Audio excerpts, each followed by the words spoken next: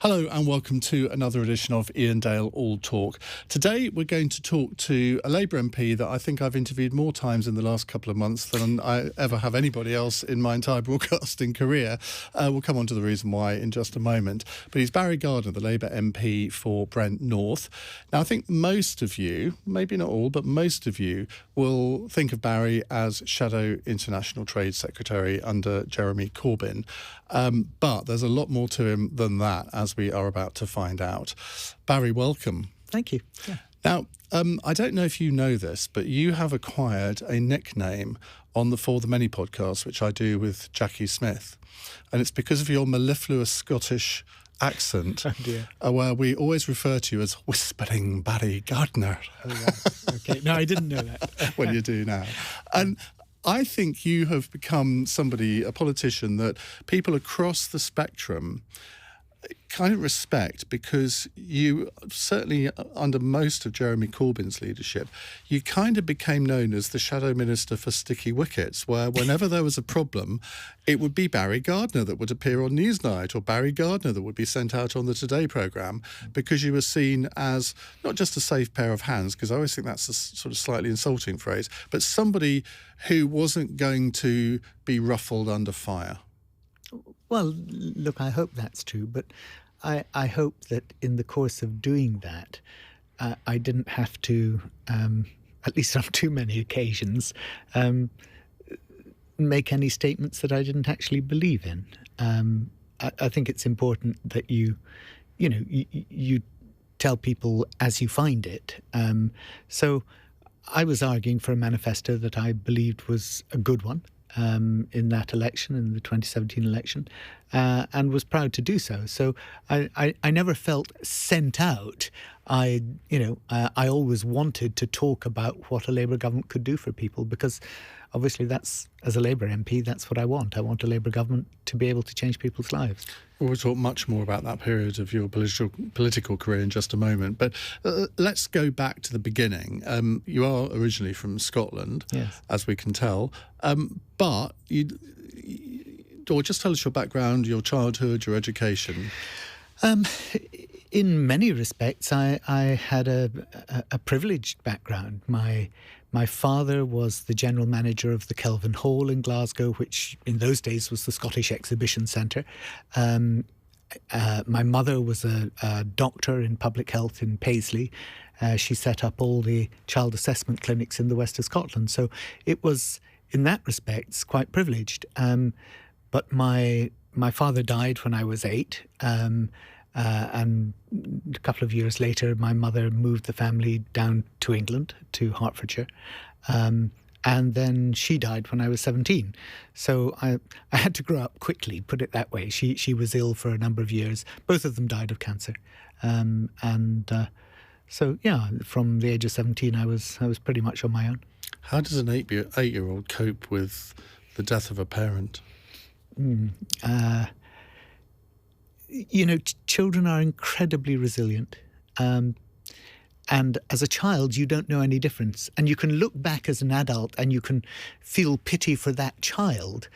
But as a child, it's just your life. You just get on with it. And I remember dreaming once, shortly after my father died, that I was coming down the stairs in the house and he was still there. And I remember in my dream, I can still visualize it, looking at him and saying, "Oh, you're back." And that's something that's sort of weird way of coping with it. But there was that sense of, things have moved on, and that's, as I say, that's what children do. They just get on with whatever they need to do. Do you ever think about how, if your father hadn't died, presumably you would have stayed in Scotland, presumably your life would have taken on a very different pattern? Totally different. So who knows? But you only live the life that you're given, or the life that you're led to lead. So you came south. Mm-hmm. What did you end up doing? Where did you go to school? I went to my mother, because my father died, my mother sent me, and also I think because she knew she was terminally ill, she sent me to a boarding school that was Haileybury in Hertfordshire. Very posh. Yeah, and I loved it. Absolutely revelled in it. I threw myself into all the sports, all the music, all the drama, everything I could, and had a really wonderful time at school. Even though I was there when my mother died, obviously, but thoroughly enjoyed it. Because your family's got a sporting background, hasn't it? Wasn't your father did I read an Olympic footballer? Yes. Your son's a footballer? Yes, that's right. It skipped a generation in me. No, my father actually played in the Berlin Olympics. Oh, wow. And so I have the autograph book that he had from that time with Jesse Owens' signature in it. And there was a time a few years ago where I was doing a book club thing with Steve Redgrave, obviously one of our greatest Olympians. And it was his book about the Olympics and about great athletes. And of course, Jesse Owens was in that book. So at the end of the interview in front of everyone, I said, well, Steve, now you don't know this, but actually I have here an autograph book that my father had. And the page opposite Jesse Owens was free. And I got Steve to sign that page. So I now have Steve Redgrave and Jesse Owens side by side. And it was just a lovely moment, yeah. When you were a child, what did you think you would end up doing? Did you have an ambition to be something? The honest truth is that I decided I wanted to be a millionaire. This little Scots boy decided that he wanted to be I think actually when I told my mother, I told her that I wanted to be a 6 millionaire. I was quite specific about it. Eat your heart out, young Barry. It's not going to happen. You own a house in central London. You can't be far off. Well, yes, but not a 6 millionaire, certainly. No, indeed. So then I thought of being a barrister, and ultimately I was going to be a priest. And that didn't happen either, so here I am. Well, that's very interesting, sort of barrister, priest, politician. I mean, there are things that sort of are similar in each. They have in common. Well, the ability to speak is one, which you clearly have. Priest, now how did that come about? I made a conscious decision to become a Christian when I was 15, and that was a key moment in my life, and it was, I suppose, an obvious follow-on from that I would think about becoming ordained. I worked for the Student Christian Movement as the Scottish Secretary for a period of time when I was first at university. Took a couple of years out to do that. So it was something I was very serious about. But politics got in the way, I'm afraid, because I was living in a part of Edinburgh called West Pilton, which is where Irving Welsh wrote Trainspotting about. And so it was the centre of the AIDS epidemic in the early 80s. It was a certain centre of the heroin trade. And it was a place of huge unemployment and actually violence, quite honestly. And there, I opened the newspaper one day to find the Edinburgh Evening News was telling me that my own home, my council house, had been put up for sale. And yet the council hadn't had the courtesy to tell either me or the 718 other folk that they were going to do it.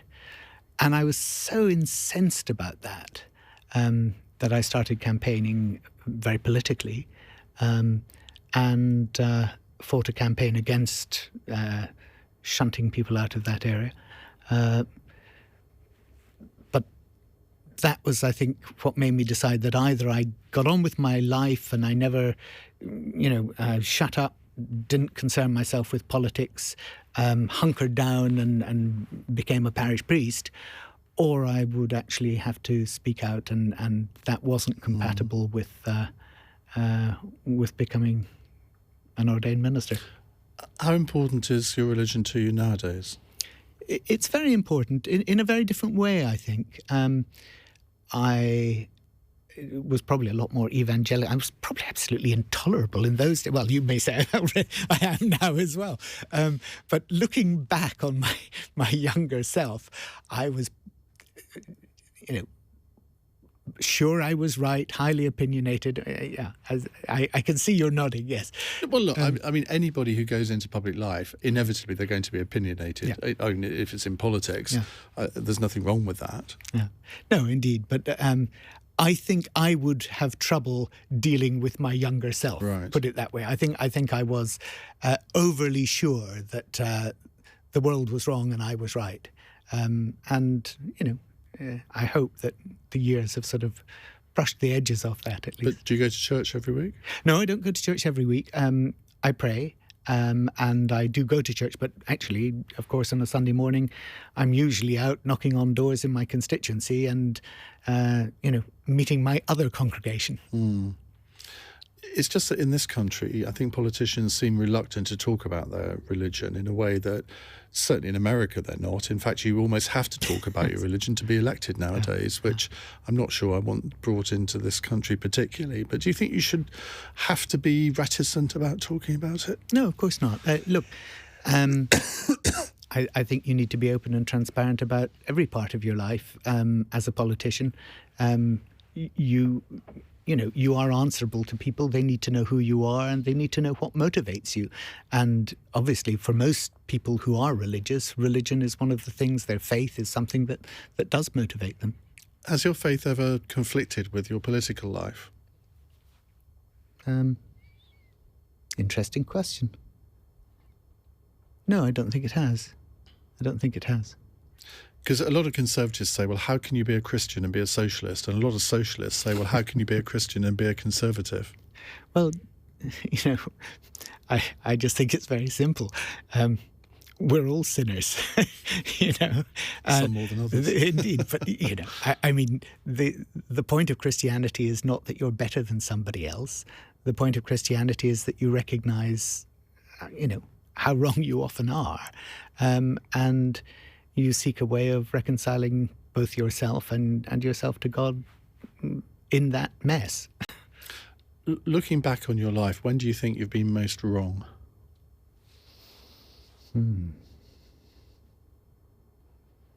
Gosh.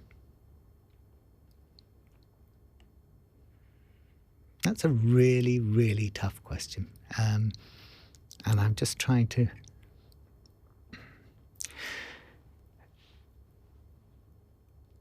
I suppose there's different sorts of wrong, aren't there? And I look back on some of the political decisions I took. And of course, time can prove you wrong, even though at that time you were acting out of the best motives and what you thought was full information. So I think inevitably I would probably look back to the vote that I took for the Iraq War. And say that in retrospect, time has proven that was not the right step. And because it had the most cataclysmic consequences, I'd probably have to say that was the time that I got it most wrong. And, I can't do that with any equanimity because other people called it right. I know why I took the decisions I did, and I didn't take them lightly. I read every UNSCOM, every UNMAVIC article, all the papers that I could lay my hands on. And I believed I was taking it in full knowledge. So I know why I took the decisions I did, but in retrospect, it clearly did not work out as I had thought it would. Do you think... in Jeremy Corbyn's shadow cabinet, did you speak up enough about anti-Semitism, do you think, in retrospect? Yes, I did. I have no doubts on that at all. In fact, I took photocopies of some of the most egregious, vile anti-Semitic stuff that was going around on social media. Prior to the shadow cabinet, I put it on everybody's seat. I said very clearly that I did not want to be in a party with people like that. I raised it on several occasions, and I'm absolutely clear that I would say I was the most vocal person in the shadow cabinet on it. I insisted, I made it very clear that I wanted to be the minister who spoke from the dispatch box on Holocaust Memorial Day. And that, of course, was at the time when certain good colleagues were leaving the party. So I'm absolutely clear about my own position there. And what response did you get from your colleagues when you would do this?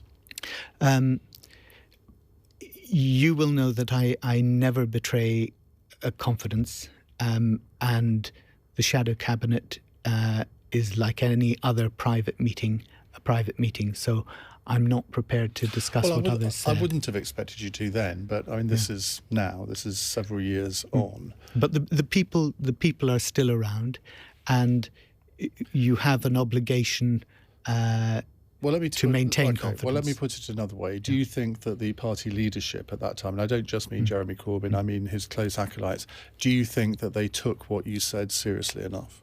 I think they took it seriously. I think there was a view that these were matters, as indeed they are, for the General Secretary to resolve, because you'll remember, Iain, that one of the criticisms that was made of the leadership at the time and the leader's office at the time was that they had interfered in the process. And so, in a sense, I think the leader's office felt that their hands were tied either way. Either they got involved, in which case they were criticised for getting involved, and there was an occasion I'm aware of when they got involved to say, you need to speed this up and you need to do more, but they were criticised for getting somebody involved in the process at that point. And if they didn't get involved, they were told, well, you're the leader of the party or you're the leader's office, why aren't you doing more? So it is a difficult thing to leave to the appropriate officer or officers within the party the job that they're entrusted to. But I'm clear that certainly my concerns were taken seriously at the time. I can remember interviewing you several times on this subject during that period. And it was, again, one of those issues where you put your head above the parapet, whereas others didn't. And I'm sure, I don't think I'm misremembering this, but I remember thinking after a couple of those interviews how uncomfortable you were at even having to talk about this subject, and which I completely relate to, because, I mean, when you were first elected in 1997, right through to 2015, I don't think anti-Semitism was a big problem in the Labour Party. No. Look, I had not, in my own experience in the Labour Party, at any party meeting over a period of 40 years, I had not come across any instance personally where I'd seen anybody make an anti-Semitic remark. And that's the Labour Party that I know and love. Were there people who clearly were in the party in the past few years who did? Yeah, there were. Thank God I didn't actually come across them on the whole.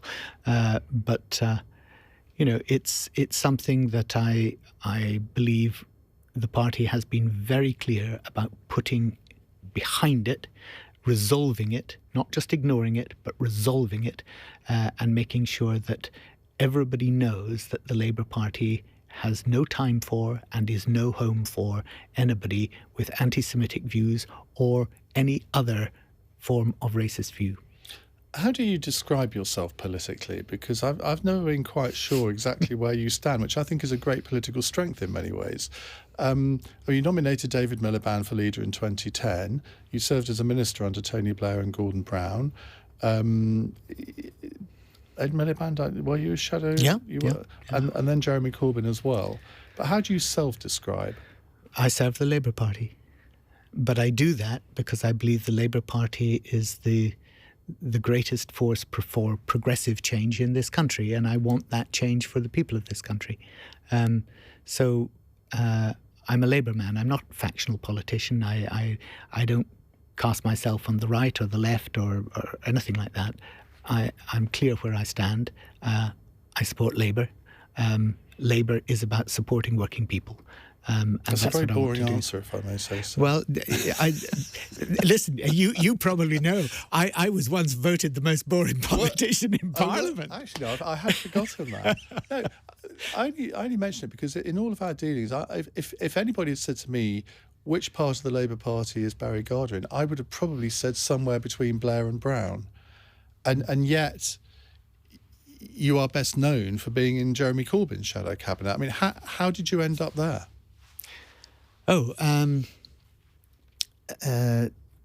I was, well, as you say, I was a shadow minister under... You didn't support him, did you? No, I didn't, no. Not in the first election. No, I didn't. Who did you support? I've never said. Why? Because it's no longer relevant.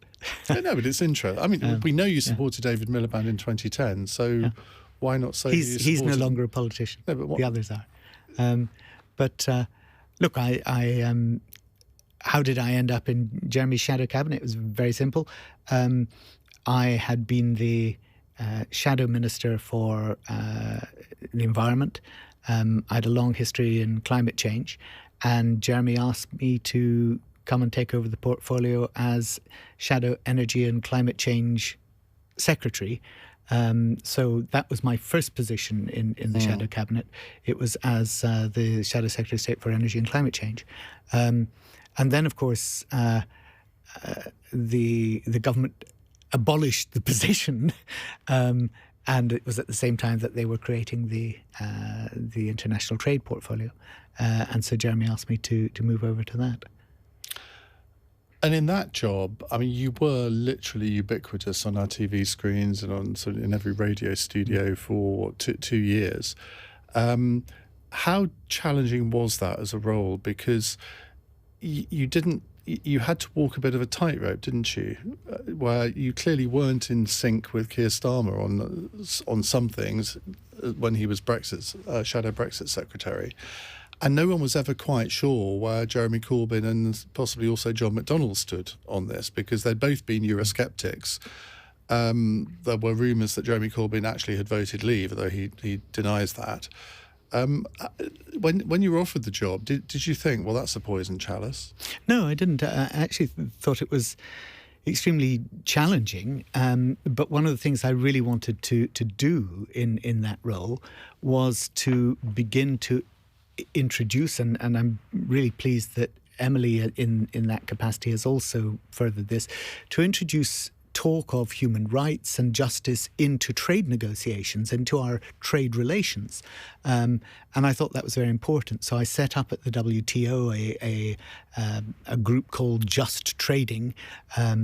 We had I think the Spanish and the Indian and another minister involved in this.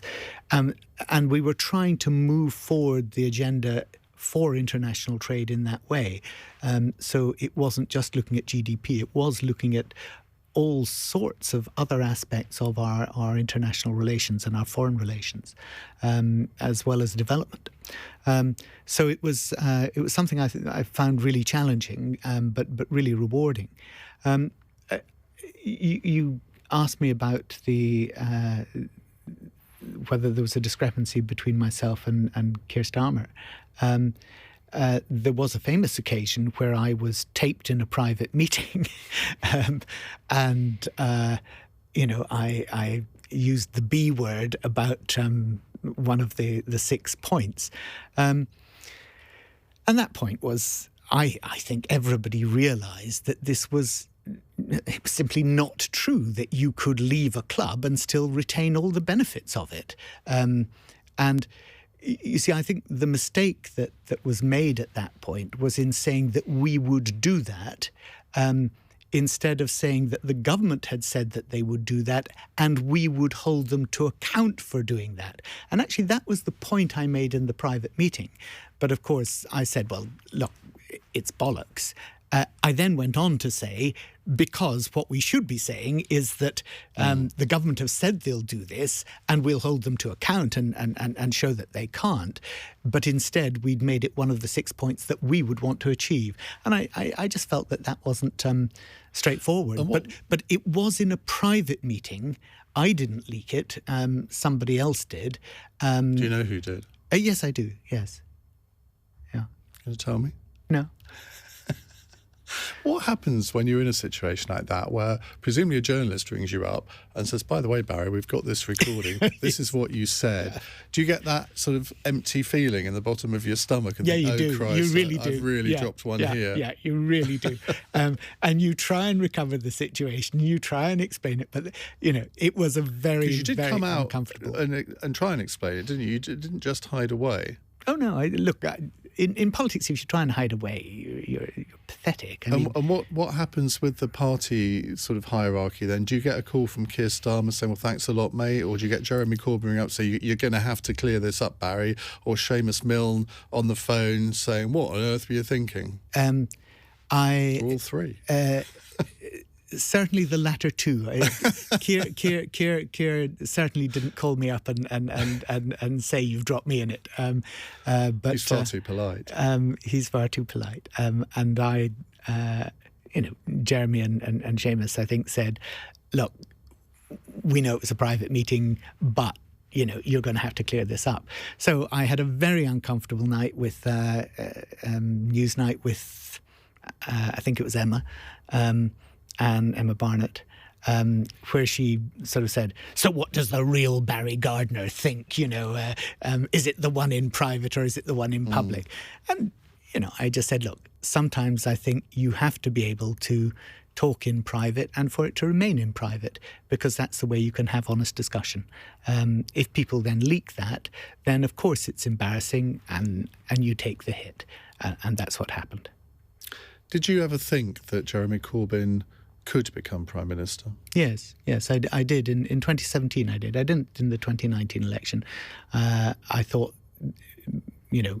things at that stage, the public had turned against him. I think in many respects unfairly, but they had. But in 2017 I did think, and of course, it was close in 2017, but close is not good enough. And it's, we have to remember that we're not there to come close. Do you think he ever really wanted to be Prime Minister, though? No, he didn't, did he? No, he didn't, no. And, Iain, I think that's one of the best qualities that anybody can have for being Prime Minister. Because if you want to be Prime Minister for the office, if you want to be Prime Minister for the power trip, then for God's sake, don't do it. That's not what the public needs. That's not what people want. No, but if you look at David Cameron, for example, who in some ways looked as if, right from the beginning, looked as if he fitted the job like a hand in a glove. Now, we can debate whether he was a good Prime Minister or not, but certainly initially, I think he certainly looked the part. But I don't think anybody really thought Jeremy Corbyn thought he would be a good Prime Minister. And I think that, in a way, even in 2017, was a bit of a handicap for him. Well, with regard to David Cameron, I think anybody who feels a sense of entitlement, again, it's the wrong motivation. And I do feel that with David Cameron, there was this sense of, I'll do this job. Don't you think it was more, I'll do this job because I think I'll be quite good at it? Now, you might say that's delusional, but I mean, I think it's not a bad thing. I mean, no, I do my job because I think I'm quite good at it, exactly. But I know that I wouldn't be good as a television presenter. And that actually, I don't know whether you agree with this. I think when you get to the age of 50, you kind of know yourself. You could say, well, David Cameron became Prime Minister, what was he, 40 or 41, something like that. And maybe you don't know yourself at that age. But I think Jeremy Corbyn did know that not only did he not want to be Prime Minister, that he wouldn't be a very good Prime Minister. You see, I think nobody would have said that Clem Attlee would be a good Prime Minister. He was an unassuming man, but he surrounded himself with people who could deliver. And it became one of the most transformational governments. I think Jeremy could have done that because he... Excuse me. Never sneezed in the middle of an interview before, I don't think. But anyway, carry on. I think Jeremy could have done that because he did actually produce in 2017 a transformational manifesto. And had we had the opportunity to deliver that and had all the people around him been effective in doing that, and you can say, well, some people might not have been, but I think you have to look at a government, and leadership is about more than the individual. If the Prime Minister is trying to do everything, the government is going to fail. The Prime Minister has to be the first amongst equals, and must be able to bring a group around a common purpose. Why wasn't the success, in inverted commas, of 2017 carried forward to 2019? Because you got the experience of that manifesto, which, I mean, whoever leaked that manifesto deserves a medal, I think, because I just remember that day doing a phone-in on it, where I'm sitting there thinking a lot of these policies are mad, and yet all the callers are ringing up saying, oh, we rather like this. Yeah. And then the Tories put out their manifesto the next week, and of course it was exactly the opposite. So why couldn't that be then transferred to the 2019 election? Oh, look, this will be the subject of PhD theses for years to come. I think there are a number of reasons. I don't think it's just any one reason. You'll recall that there had been a deconstruction of Jeremy's personality, not just over anti-Semitism, but, I can't remember how many countries he was supposed to have been a spy for, or a terrorist sympathizer, or so there had been that deconstruction at a personal level. But I also... That had happened before 2017, to be fair. Not nearly as much. And there was still the burnishing of a new politician in the role, I think, at that point. So I think there was an element of that. There was also, I think, an element of this manifesto seemed just too much, and people were saying, well, how can you do all of that?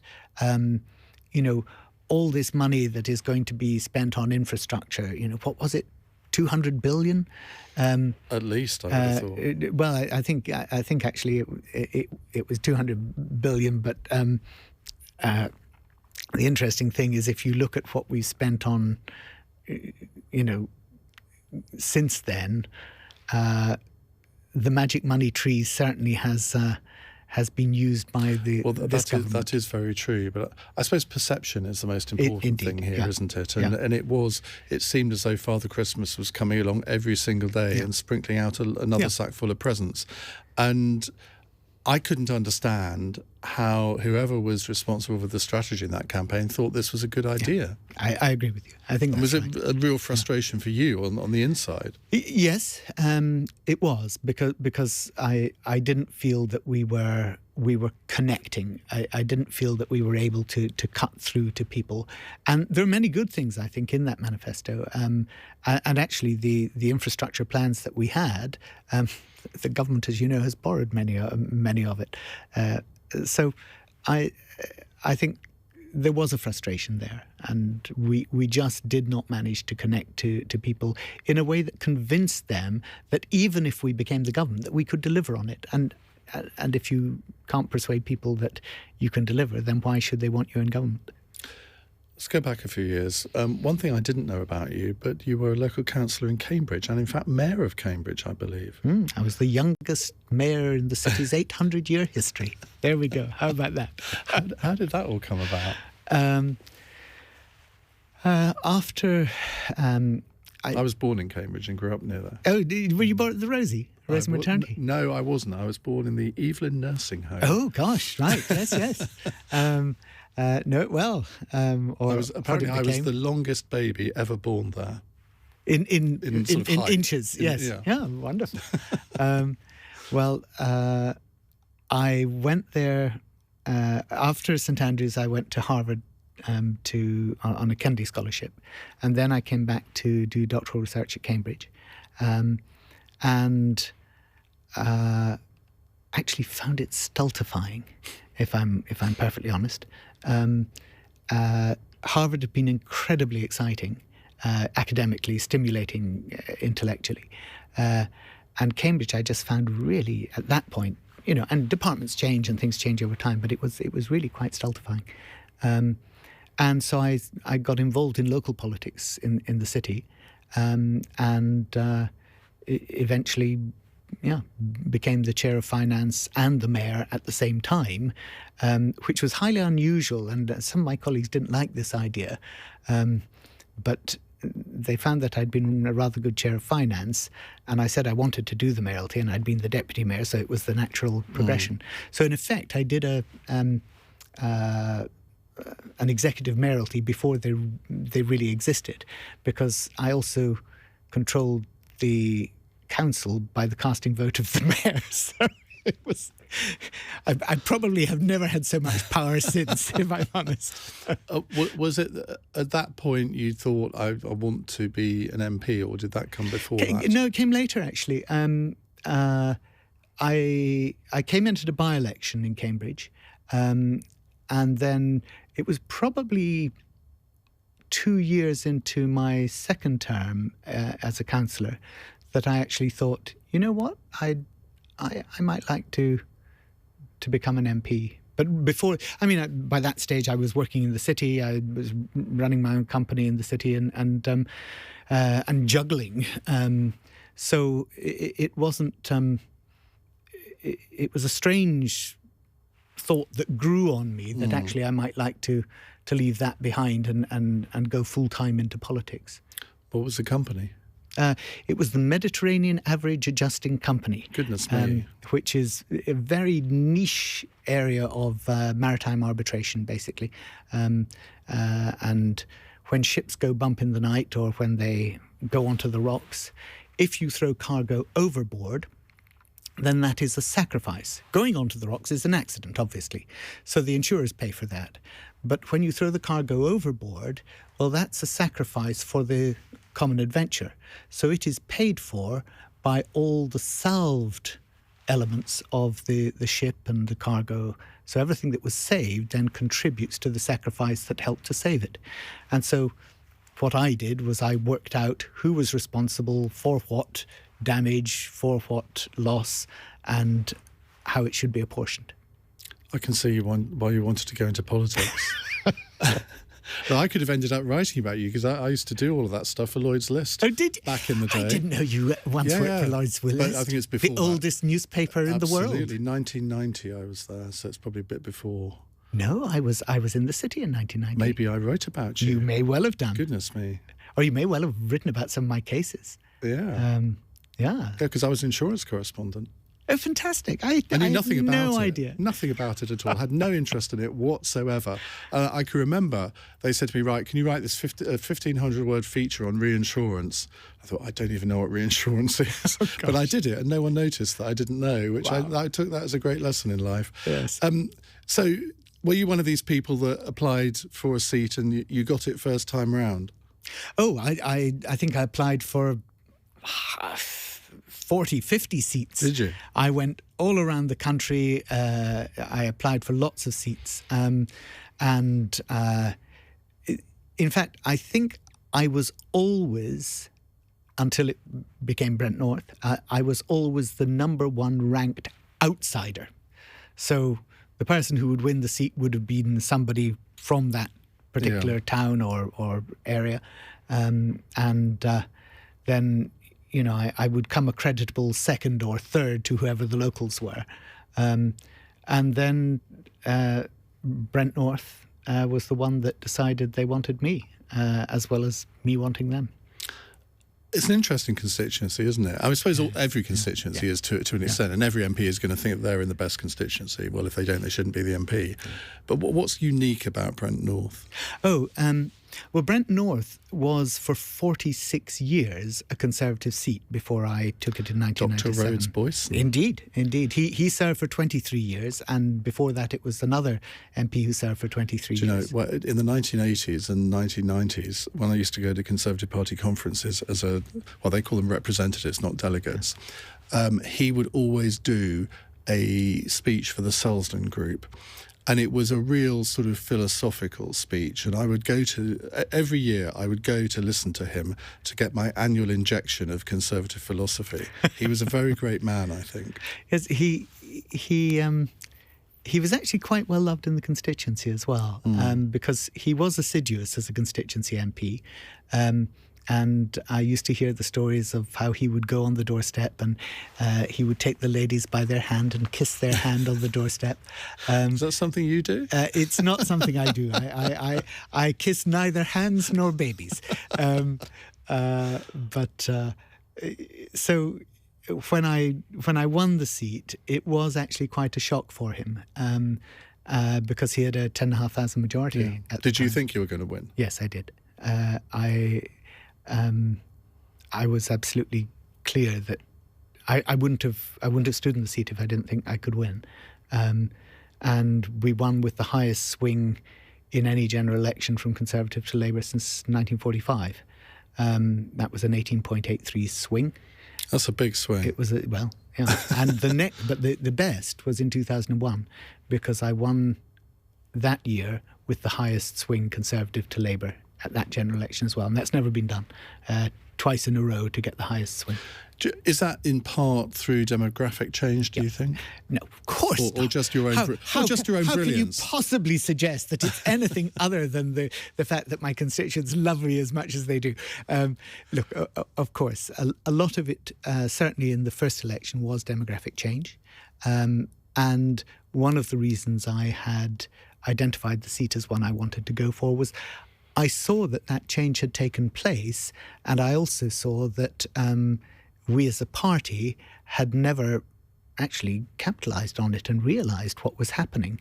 The seat was going gradually Labour, but we weren't working it as a winnable seat. And when I was selected as the MP or selected as the candidate rather in 95, I actually said to the party, you are not allowed to go on the doorstep and ask for a vote. And they all thought I was insane. And I said, no, you haven't earned the right. For 20 years, you've taken this seat for granted. What we do is we go on the doorstep and we offer to help. We ask any issues, any problems, anything you want to get done that we can help with. And we did that for about 18 months, and then 6 months before the election, we actually started canvassing in the traditional sense. So that's effectively Liberal Democrat campaign tactics, isn't it? No, it's just being straight with the electorate. It's knowing that you have to be offering something. You go on the doorstep at 11 o'clock on a Sunday morning and you say to people, are you going to vote Labour? They're in their pyjamas. You probably, disturb them just making their brunch, if not got out of bed. What right have you to be on somebody's doorstep demanding to know which way they're going to vote maybe in a year or two's time? I mean, it's just stupid.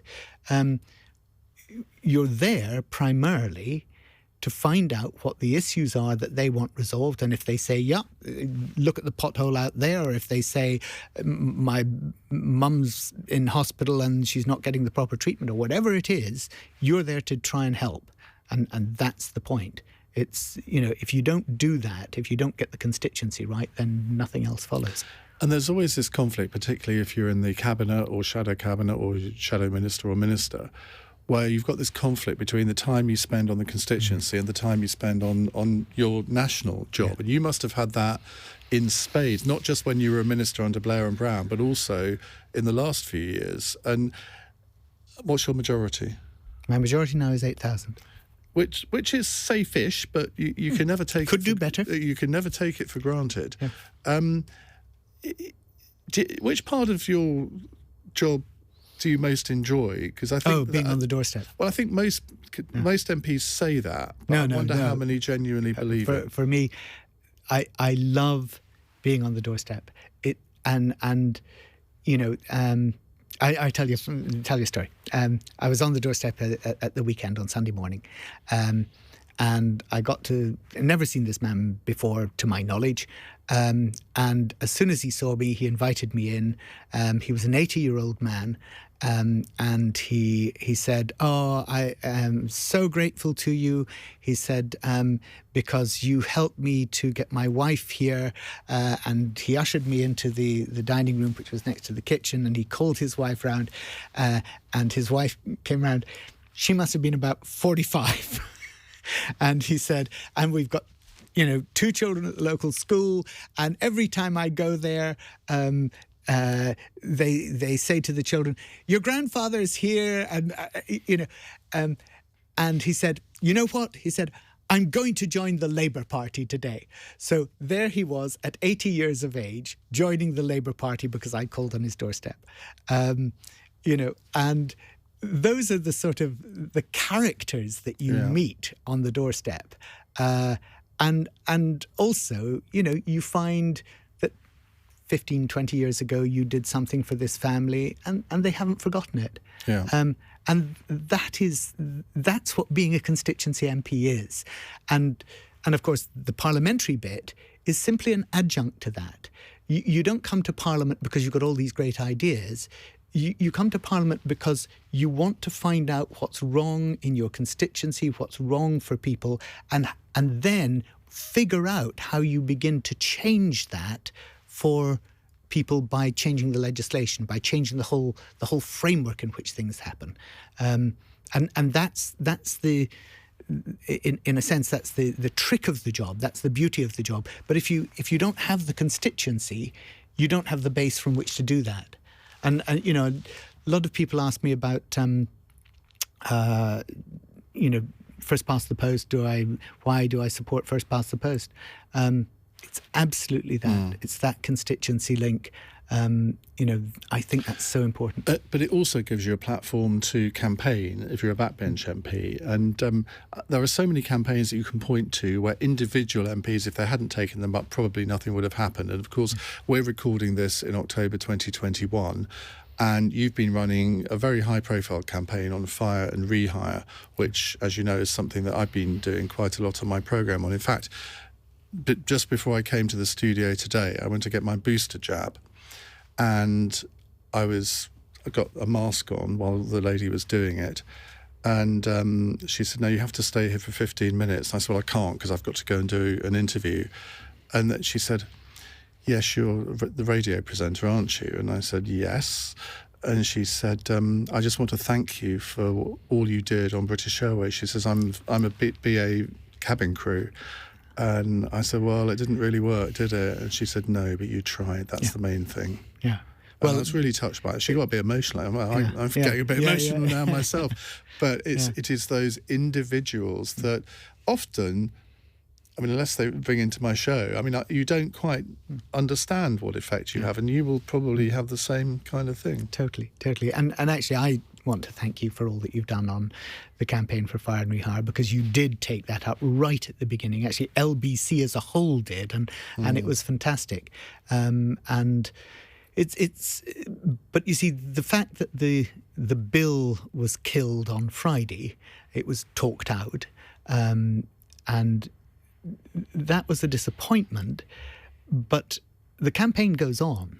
You don't stop campaigning on an issue just because the government has said no. And And so I'm going to continue to campaign on this issue until we get change. And you owe that to the people that you've committed to. I've been going around the country speaking to people on demonstrations, on picket lines, people whose lives have been absolutely in turmoil over this. And if I just sort of thought, oh, well, my bill's not going through, so I don't care about the issue anymore, what would that say? You've got to keep campaigning. You've got to keep, the fight going. And what I think you've done quite well is build a campaign that has support from all over the political spectrum. I mean, even the Prime Minister has called the practice a disgrace, hasn't he? So you're knocking at a bit of an open door, even if they did talk the bill out on Friday. I mean, it's not unusual for that to happen, is it? No, I had tried to make sure that this was as cross-party a campaign as possible. And we'd enlisted a number of supporters on the Conservative benches, as in the SNP, the Liberal, they were very solidly behind.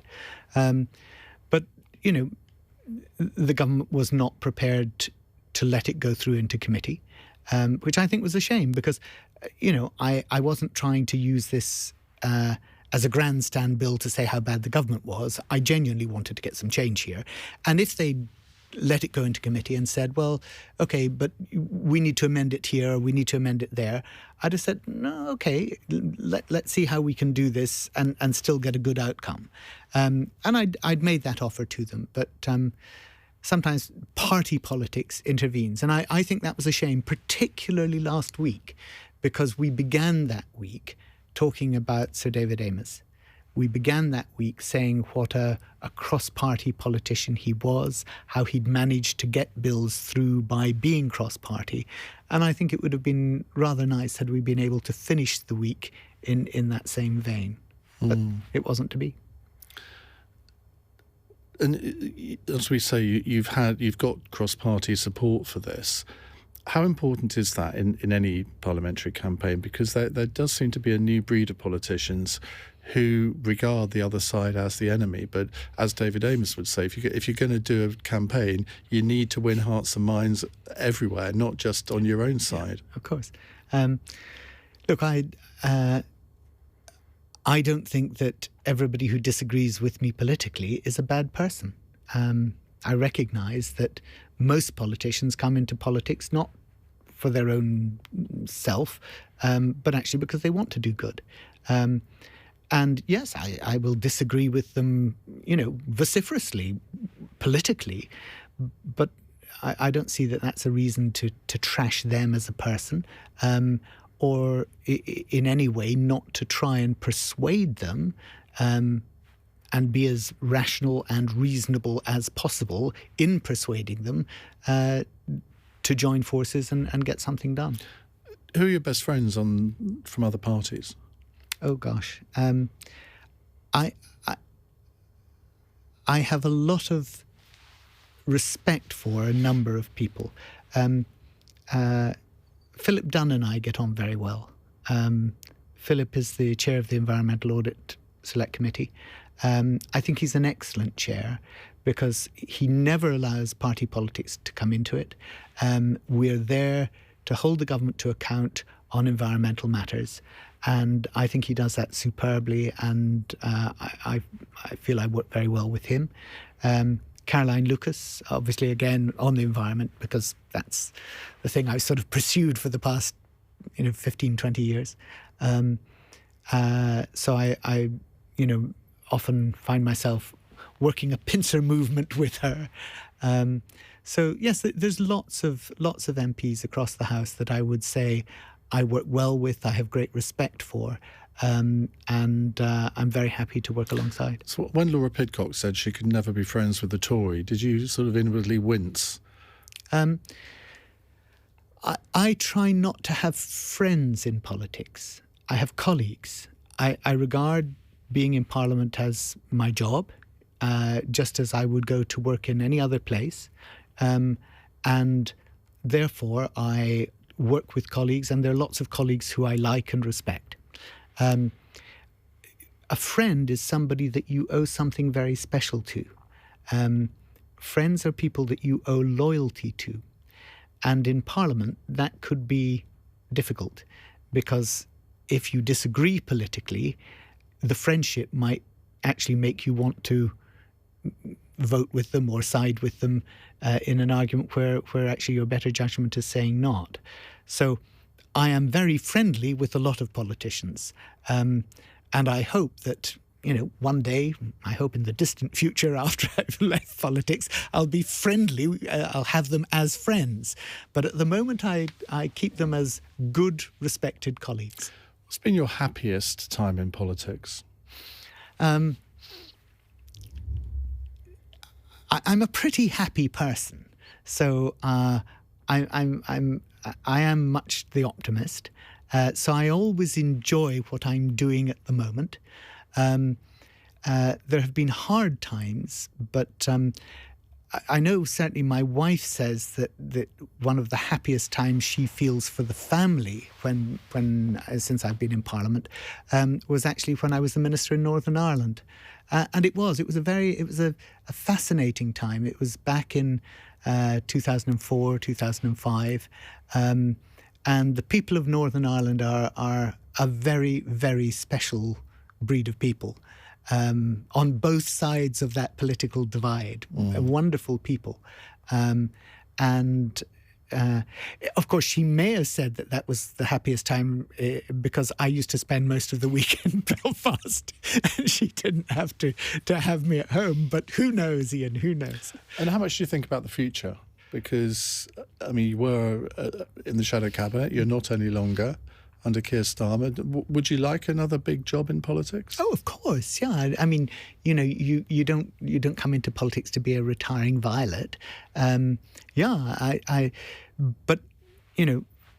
I'm What was here. always the job that when you first started your political career, what was the one job you thought, yeah, that's what I want to do? Well, I'll tell you the job that I said to Jeremy if we won the election I wanted, okay?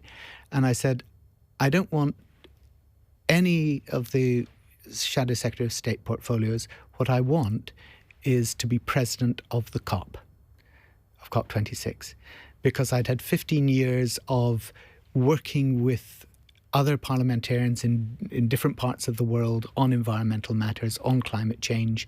I knew it intimately. I'd been at pretty much every COP for the past 10 years. And I said, this is so important that if we do win the election, please let me get in there and do it. Because I know I can do it well if you give me the headroom to do it. So it's gone. That chance will not come again. I don't think Britain will be chairing the COP after Glasgow. But I would have dearly, dearly loved to have done that, because I know so many people around the world. I've worked so closely with them on these issues. And I would have loved to have been able to leverage that into a really solid agreement. Here we are, the COP will be starting next Sunday. Well, in fact, it'll be going on when this probably goes out on the podcast. Right, well, that's probably a good point to end, Barry. Thank you very much indeed for joining us. Great pleasure. And join us again next week for another edition of Iain Dale All Talk.